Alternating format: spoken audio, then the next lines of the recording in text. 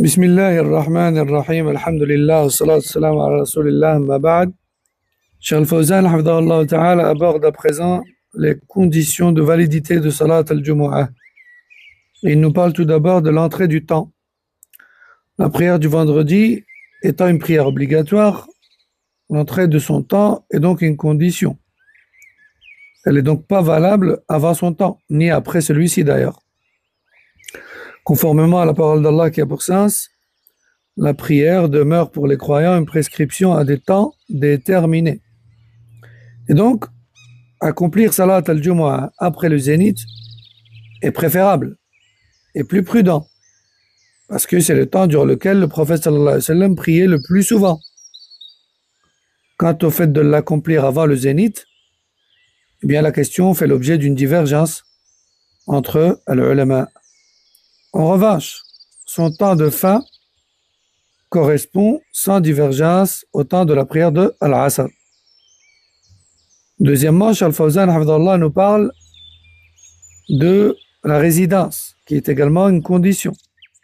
Donc il est une condition que les fidèles soient établis à l'endroit où ils prient le Jumu'ah, de façon permanente, dans un lieu bâti. Donc la prière du vendredi n'est pas valide pour les gens nomades, pour les gens des tentes, des camps ou des habitations temporaires, qui se déplacent généralement et ne restent pas dans un endroit fixe. Et c'est donc pour cette raison que les tribus arabes autour de Médine n'étaient pas tenues de faire le Jumu'ah.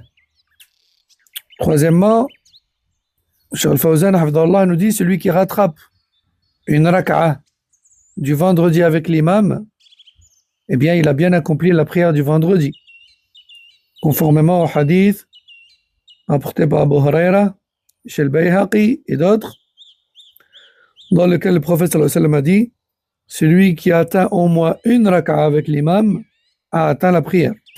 En revanche, celui qui rattrape moins d'une rak'a, c'est-à-dire qu'il entre alors que l'imam se relève ou relève la tête de la seconde rak'a, du second ruku', eh bien forcément il a manqué la prière du vendredi et il devra prier al-Dhahr.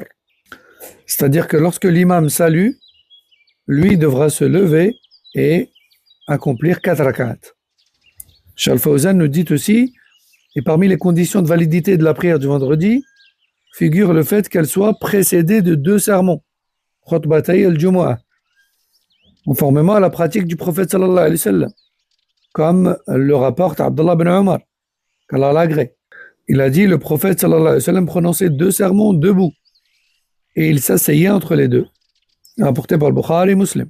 Ensuite, Cheikh Al-Fawzan nous parle des conditions de validité des sermons, et il nous dit, hafidhahullah, parmi les conditions de validité de la khutbah, ou des 2 khutbahs si on veut être plus précis, il y a le fait de louer Allah, de prononcer l'attestation de foi, de prier sur le prophète sallallahu alayhi wa sallam, d'exhorter à la crainte d'Allah et de lire ne serait-ce qu'un verset du Coran.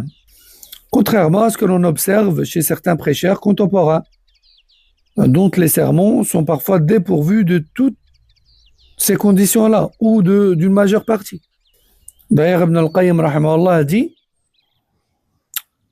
quiconque médite sur les sermons du prophète sallallahu alayhi wa sallam et de ses compagnons verra que ces sermons-là, ils contenaient des exhortations et des explications de tawhid et des attributs d'Allah, des fondements globaux de la foi, du rappel des bienfaits d'Allah qui incite à l'aimer, qui rappelle les menaces d'Allah, qui incite à le craindre.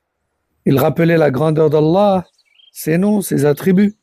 Ils ordonnaient l'obéissance à Allah et la reconnaissance envers lui, de sorte à ce que les auditeurs repartaient en aimant Allah.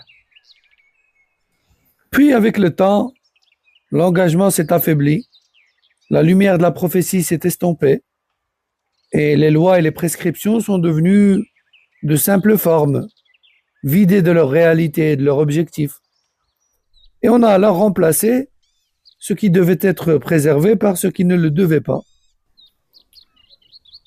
Et donc tout ça pour dire que les sermons qui sont remplis d'ornements rhétoriques, de jargon complexe ou de sciences abstraites, sans toucher les cœurs, eh bien, ils manquent leur objectif, comme l'a souligné Ibn al-Qayyim rahmallah.